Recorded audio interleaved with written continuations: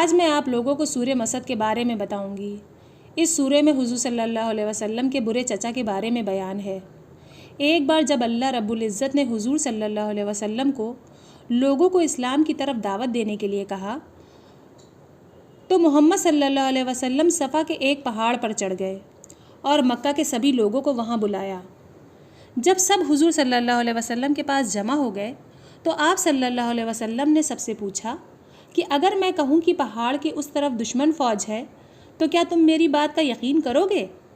لوگوں نے جواب دیا، بالکل، ہم آپ کی بات پر یقین کریں گے، اور کہا کہ ہم نے کبھی بھی آپ کو جھوٹا نہیں پایا۔ تب حضور صلی اللہ علیہ وسلم نے کہا، اللہ نے مجھے پیغمبر بنایا ہے تاکہ میں تم لوگوں کو اس بات کی وارننگ دوں کہ ایک بہت دردناک عذاب آنے والا ہے۔ یہ ایک موقع تھا کہ سب لوگ مسلم ہو جاتے، پر ابو لہب جو آپ کا چچا تھا کھڑا ہوا اور آپ پر چلایا اور کہا، تبا لک یا محمد، جس کا مطلب ہے تم ہلاک ہو جاؤ اے محمد، معاذ اللہ ثم معاذ اللہ۔ سبحان اللہ۔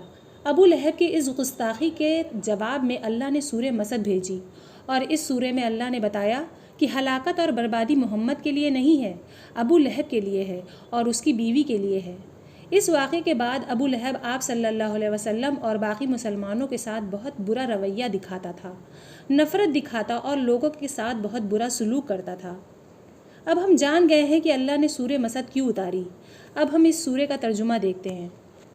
آیت 1، تبت یدا ابی لہب و تب۔ ترجمہ، ابو لہب کے ہاتھ ٹوٹ گئے اور وہ خود ہلاک و برباد ہو گیا۔ کیونکہ ابو لہب نے حضور صلی اللہ علیہ وسلم کو تکلیف پہنچائی تھی، اس لیے اللہ نے ابو لہب کو تکلیف پہنچائی۔ ابو لہب بہت بیمار ہو گیا، اسے چھوت کی بیماری یعنی اسکن ڈیزیز ہو گئی، اور اسی بیماری سے اس کی موت ہوئی۔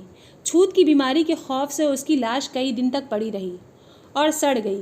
پھر حبشیوں کو بلا کر ایک گڈھے میں لکڑیوں سے ڈھکیل کر اسے ڈالا گیا۔ یہ اللہ کی طرف سے عذاب تھا، کیونکہ ابو لہب نے حضور صلی اللہ علیہ وسلم کو بہت طرح سے تکلیف پہنچائی تھی۔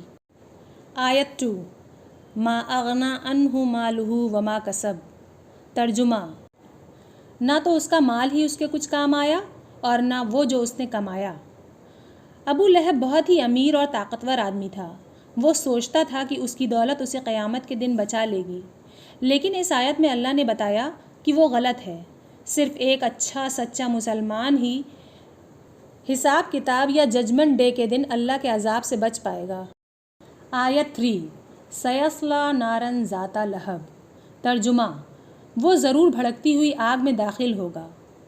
کیونکہ ابو لہب اپنے نام کے مطابق شو آف کرتا تھا، کیونکہ لہب کے معنی ہے انگارہ یعنی فل آف فلیم۔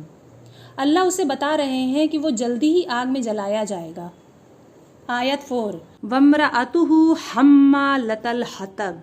ترجمہ، اور اس کی بیوی بھی جو ایندھن سر پر اٹھائے پھرتی ہے۔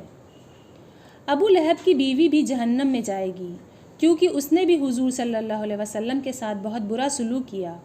وہ حضور کے گھر کے راستے میں کانٹے بچھایا کرتی تھی۔ اس کی سزا کے طور پر وہ جہنم کی آگ بھڑکانے کے لیے لکڑی ڈالے گی۔ آیت 5، فی جیدہا حبل من مسد۔ ترجمہ، اس کے گلے میں مونج کی رسی ہوگی یعنی پام فائبر۔ ابو لہب کی بیوی حضور صلی اللہ علیہ وسلم کو تکلیف پہنچاتی تھی، اس لیے اللہ اسے سزا کے طور پر مونج کی رسی پہنائیں گے، جس میں وہ ایندھن یعنی لکڑیاں وغیرہ باندھ کر لائے گی جہنم کی آگ کو بھڑکانے کے لیے۔ اب ہم سورہ مسد کی معنی جان گئے ہیں۔ سورہ مسد سے ہمیں پتہ چلتا ہے کہ اللہ اپنے رسول صلی اللہ علیہ وسلم سے کتنا پیار کرتے ہیں۔ محمد صلی اللہ علیہ وسلم اللہ کو اتنے پیارے ہیں کہ ابو لہب اور اس کی بیوی نے انہیں نقصان پہنچانا چاہا تو اللہ نے ایک پوری سورت اتاری اور بتایا تاکہ رہتی دنیا تک لوگ اس سے سبق لیں۔ اعوذ باللہ من الشیطان الرجیم، بسم اللہ الرحمن الرحیم۔